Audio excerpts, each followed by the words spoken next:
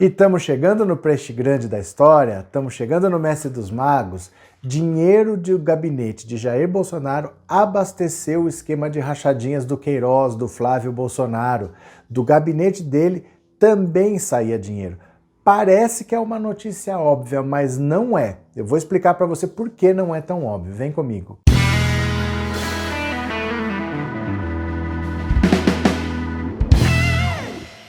Olá, meus amigos, tudo bem com vocês? Para quem está aqui pela primeira vez, meu nome é Roberto Cardoso, vamos direto ao assunto.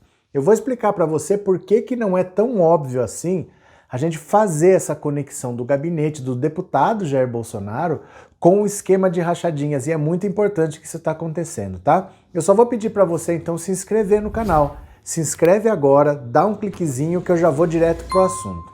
Olha só. Jair Bolsonaro, obviamente, é o grande patriarca da família Bolsonaro. Tudo é a partir dele que acontece.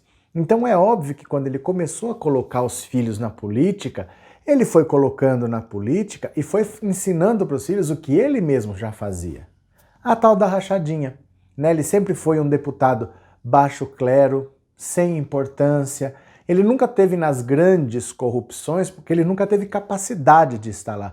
Faltou oportunidade, não vontade, né? Vamos ser sinceros, assim, não é por honestidade, não, por falta de competência para estar lá. Então a corrupção dele sempre foi a corrupção pequena, a corrupção da rachadinha, do reembolso da gasolina, era assim que funcionava.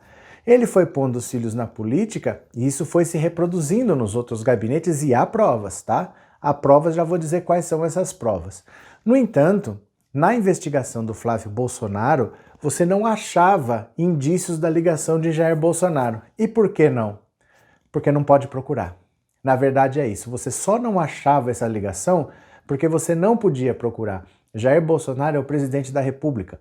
O presidente da República não pode ser investigado por um crime anterior ao mandato de presidente. Por que isso acontece? É uma proteção que o mandato de presidente da República tem. Porque imagina o seguinte, você acabou de se eleger. Se você tiver uma oposição que não queira que você governe, toda hora pegam alguma coisa lá e falam, olha, vamos processar por causa disso. Olha, vamos processar por causa daquilo. Aconteceu tal coisa, vamos processar. Você pode até ser inocentado, mas gerou um processo, gira manchete, você tem que se explicar, você tem que responder. Então você poderia não deixar o presidente governar. Então a lei não permite, eu até entendo o que a lei queira dizer. Só que o efeito colateral era, precisa investigar o Jair Bolsonaro, que é o centro dessa história toda, e não pode porque ele é presidente da República. Mas, aí é que tá, quem é o responsável por coletar o dinheiro de todo mundo no gabinete do Flávio Bolsonaro é o Queiroz. E a filha do Queiroz era funcionária fantasma no gabinete do Jair Bolsonaro. A gente pode dizer que ela era funcionária fantasma, sim, porque ela nunca pisou em Brasília para trabalhar. Ela é personal trainer, ela não tem nada a ver com gabinete de deputado nem nada. Ela trabalhava no Rio de Janeiro, tem fotos com artistas famosos, ela era conhecida até no Rio de Janeiro, né? Ela tem fotos com artistas, ela nunca trabalhou no gabinete de Jair Bolsonaro, mas não podia investigar porque é o presidente da República. No entanto, na investigação da rachadinha, ela também depositou o salário dela na conta do Queiroz. Até 82% do salário dela, no máximo uma semana depois de receber, ela depositava na conta do Queiroz. O que ela diz? Nada demais. É só uma filha passando o salário para o pai dela porque é o pai que paga as despesas da casa. Poderia até ser verdade, mas ela não trabalhava.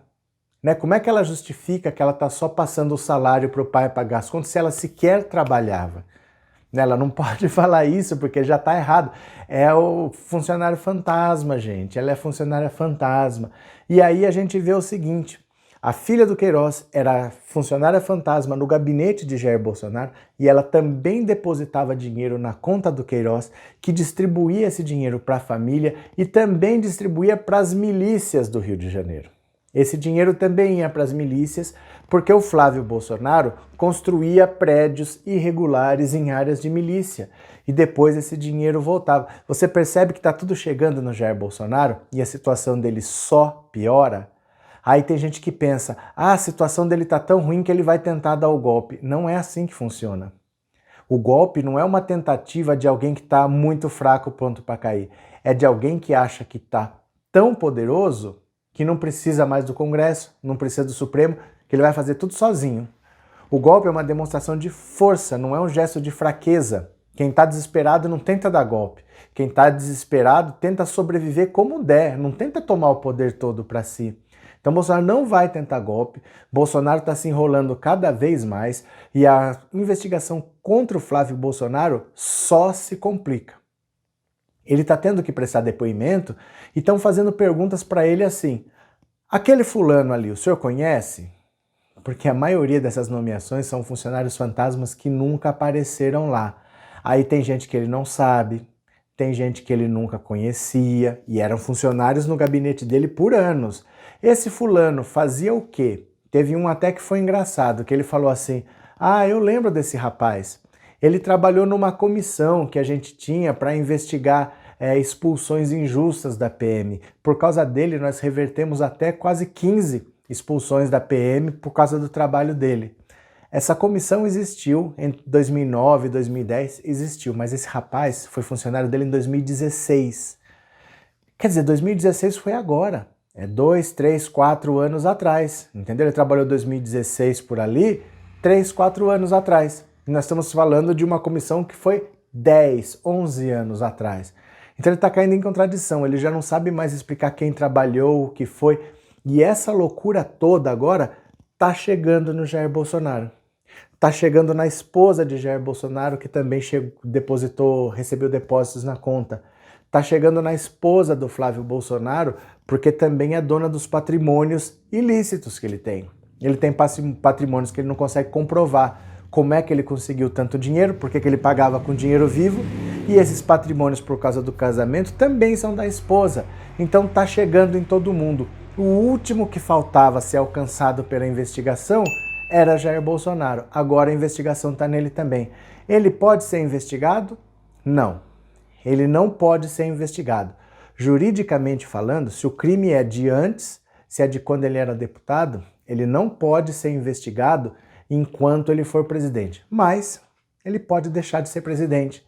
É só fazer o processo de impeachment. Tem mais de 50 pedidos de impeachment na mesa do Rodrigo Maia. Um deles é nosso aqui do canal, basta ele aceitar. Ele pode ter a chapa cassada pelo TSE. Se ele tiver a chapa cassada, no dia seguinte ele está sendo processado no esquema das rachadinhas também.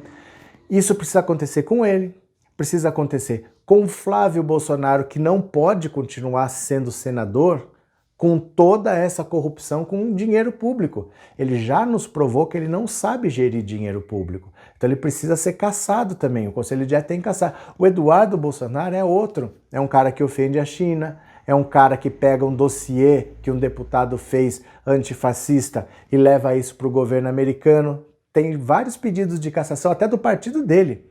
O próprio PSL já pediu a cassação dele. Foi a coisa mais louca do mundo que quando o Bolsonaro quis nomear ele para ser embaixador nos Estados Unidos, os deputados do PSL estavam dando graças a Deus, para ele dar paz, para ele dar um pouco de paz aqui. Então veja a situação da família. Estão todos se enrolando. E o Carluxo? Carluxo está de fora? Não, o Carluxo tem outra rachadinha, mas esse é no âmbito municipal. Não é a mesma investigação. Como ele tinha um outro gabinete de âmbito municipal da Câmara de Vereadores, tem uma investigação lá também. Fora as investigações com o gabinete do ódio. Gente, que família! E vem pessoas aqui dizer que é 1 ano e meio sem corrupção. Nós não estamos falando da corrupção normal. Nós estamos falando de uma família que se envolveu com milicianos, que se envolveu com o escritório do crime. Canso de repetir, o escritório do crime é um grupo de matadores de aluguel. Queiroz é um miliciano, Adriano da Nóbrega é miliciano. Esse é o envolvimento dessa família. É uma coisa muito mais séria, não dá para minimizar. Não dá para você falar, não teve denúncia de corrupção. Que teve. Né? Entregar o governo inteiro para o Centrão, entregar o Banco do Nordeste para o Centrão, o Banco da Amazônia para o PSL, demitir ministro para entregar o cargo para o Centrão, dividir o Ministério da Ciência e Tecnologia, como ele fez, para criar um cargo para o genro do Silvio Santos. Tudo isso é corrupção, tudo isso é tráfico de influência, tudo isso é compra de votos para não sofrer impeachment. Apenas isso. E agora a investigação das rachadinhas está no calcanhar dele. Ele não pode ser investigado juridicamente, mas politicamente a situação dele vai cada vez piorando. Se você acha que ele vai continuar tendo apoio quando as pessoas veem que ele é um corrupto, com uma família de corruptos, e se você acha que alguém vai continuar apoiando, estamos em ano eleitoral. O Centrão, do mesmo jeito que está, amanhã ele não está. O Centrão vende a mãe, mas não entrega. O Centrão não se vende, o Centrão se aluga. Hoje ele está, amanhã ele não está. E é por aí que a gente consegue tirar Bolsonaro. Certo, meus amigos? Agora, no final do vídeo, eu vou deixar o nome das pessoas que são membros do canal, porque o membro investe, acredita e apoia demais o canal. Se você quiser ser membro, você pode ficar membro agora mesmo, dar um cliquezinho e o seu nome vai aparecer no final como agradecimento. Fechado? Grande abraço para vocês e eu já fui.